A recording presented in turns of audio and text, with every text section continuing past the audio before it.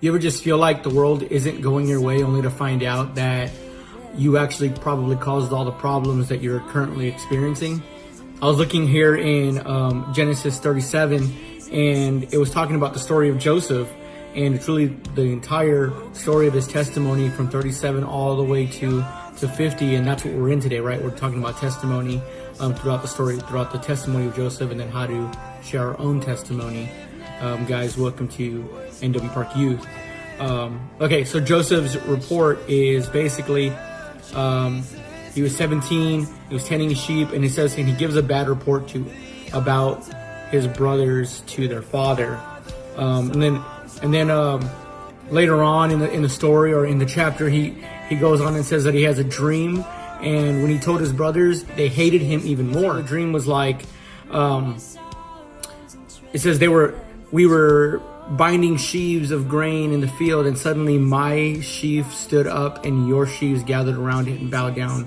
And basically he was saying, like, you know, one day you guys are gonna bow down to me. And I mean, when you just gave a bad report, like you just kind of ratted your brothers out, and then you say, oh yeah, and by the way, one day I'm gonna be in charge of you, that doesn't really make you like everybody's best friend, you know? And suddenly, later on, they at the end of this chapter, and we're talking about today, is that they sell him into slavery.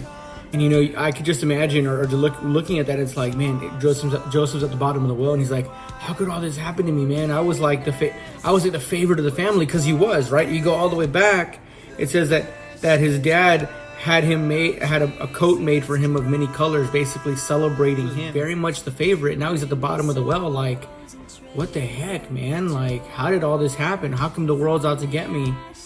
When in reality, Joseph had a gift, and Joseph had a calling, only he was gloating his calling, and he was gloating his situation. But you know what? We're going to find out later on in the story how God uses his good-naturedness for his glory and for the salvation of the Hebrew people in at that time. So man, just want to encourage you guys, sometimes you make a mistake. Sometimes even your good intentions end up poorly because, you know, we didn't see the whole plan through. God still has a plan.